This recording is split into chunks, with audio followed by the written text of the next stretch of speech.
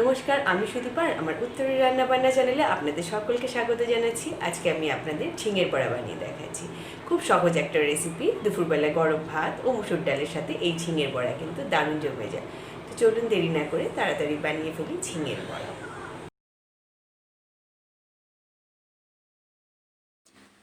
আমাদের সাথে জুড়ে থাকার জন্য আমার চ্যানেলটিকে সাবস্ক্রাইব করতে ও পাশে থাকা বেল আইকনটিতে ক্লিক করতে ভুলবেন না। ঝিঙের বড়া বানানোর জন্য প্রথমে ঝিঙেগুলোকে এইভাবে দুপাশে কেটে নেব।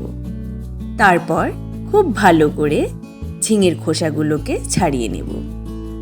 আমি এখানে 3টে ঝিঙে নিয়েছিলাম। 3টে ঝিঙের খোসা ছাড়ানো হয়ে গেছে। এবার ঝিঙের বড়া বানানোর জন্য ঝিঙেগুলোকে লম্বা লম্বা টুকরো করে কেটে নেব।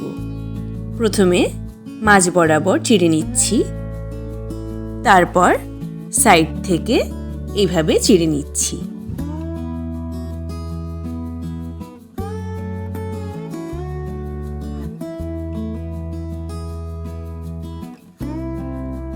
আমার সবগুলো ঝিঙে কাটা হয়ে গেছে।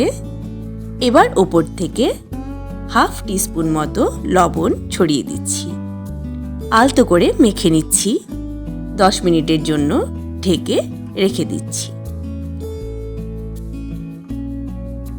অন্যদিকে একটা বাটিতে 2 টেবিল স্পুন ময়দা, 2 টেবিল স্পুন চালের গুঁড়ো ও 2 টেবিল স্পুন সুজি দিয়ে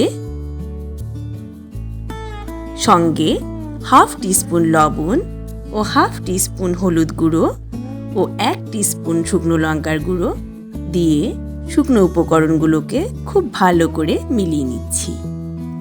দিয়ে দিচ্ছি 1 টেবিল স্পুন সর্ষের তেল, দিয়ে আবার একটু মিলিয়ে নিচ্ছি। একটু একটু করে জল দিতে হবে।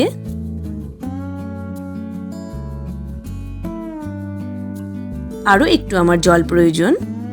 আরও একটু জল দিয়ে খুব ভালো করে মিলিয়ে নিচ্ছি। দেখুন ব্যাটারটা খুব সুন্দরভাবে মেলানো হয়ে গেছে। এবার 10 মিনিট হয়ে গেছে। ঢাকনা খুলে ঝিঙের জল হাত দিয়ে চেপে চেপে ছড়িয়ে নিচ্ছি। সবগুলো ঝিঙেরই জল ঝরানো হয়ে গেছে। এবার ব্যাটারের মধ্যে ঝিঙেগুলোকে খুব ভালো করে চুবিয়ে নিতে হবে, যাতে মিশ্রণটা সম্পূর্ণ ঝিঙের ওপরে ও ভেতরে ভালো করে ঢুকে যায়। এভাবে বাকি ঝিঙেগুলোকেও ব্যাটারের মধ্যে ডুবিয়ে নিচ্ছি। এবার একটা ফ্রাইং প্যান নিয়ে নিচ্ছি।